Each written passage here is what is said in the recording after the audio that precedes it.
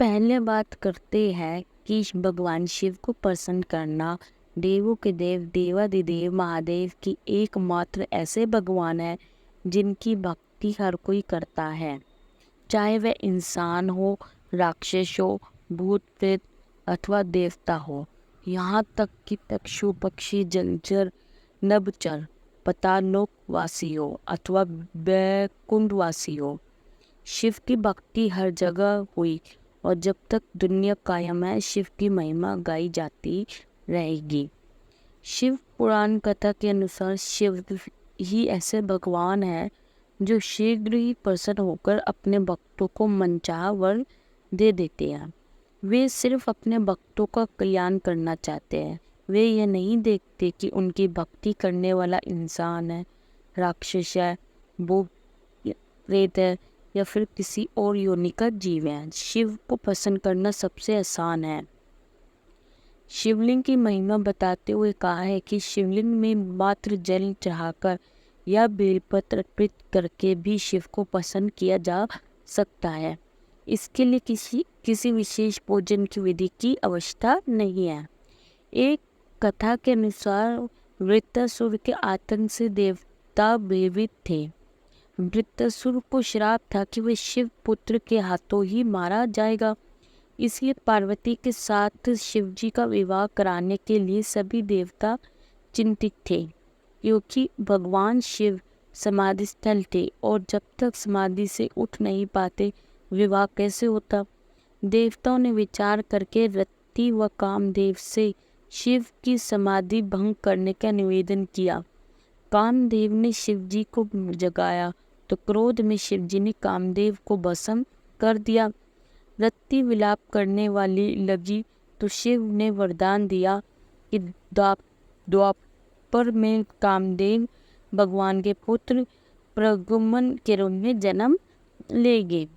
तो दोस्तों, भगवान शिव को अगर आप चावल के मात्र 4 दाने भी भाव से अर्पित करें तो वे प्रसन्न होकर वरदान देते हैं। दूसरे पे भोलेनाथ को एक कलश शीतल जलधारा भी प्रसन्न कर देती है। थर्ड पे आता है कि अगर आप एक बेल पत्र से भी मनचाहा वरदान पाया जा सकता है अगर वह संपूर्ण भाव से चढ़ाया जाए। एक धतूरा, एक आंकड़ा, एक बेर, एक संतरा भी उन्हें प्रसन्न कर सकता है। दूध, दही, शक्कर, घी, शहद और गन्ने का रस भी श्रद्धा अनुसार अर्पित कर शिव से मनचाहा वरदान पाया जा सकता है। शिव मंत्र है ओम नमः शिवाय और पार्वती मंत्र है ओम शिवाय नमः। दोस्तों, फिलहाल सावन का पवित्र महीना चल रहा है जिसे महादेव की भक्ति के लिए बहुत ही उत्तम माना जाता है। ऐसे में यदि आपको शिव जी के लिए इस प्रिय माह में कुछ संकेत मिलते हैं तो इसका अर्थ है कि भगवान भोले शंकर आपसे प्रसन्न है। तो चलिए जानते हैं कि वह संकेत कौन से हैं जिनके मिलने पर यह समझना चाहिए कि आपकी पूजा सफल है।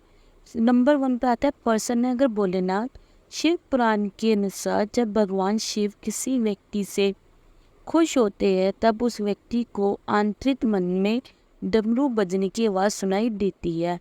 साथ ही यह भी माना जाता है कि मानसिक शांति पहुंचाती है जिससे व्यक्ति का तनाव भी कम होता है। अब बात करते हैं पूजा सफल होने का संकेत।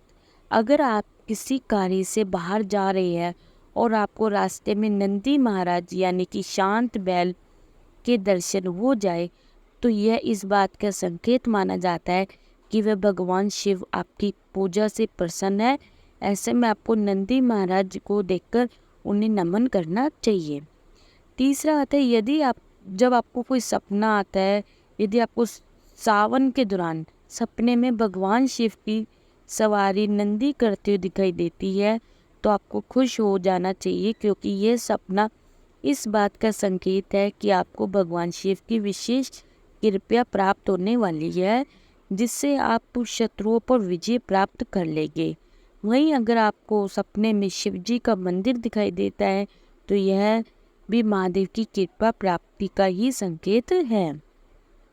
दोस्तों, अगर आपको मेरी ये कहानी अच्छी लगी हो तो आप मुझे एक लाइक, सब्सक्राइब और कमेंट करके बताइए। और अगर आपको कोई भी कहानी सुननी हो तो आप उसका क्वेश्चन मेरे कमेंट्स में कर सकते हो।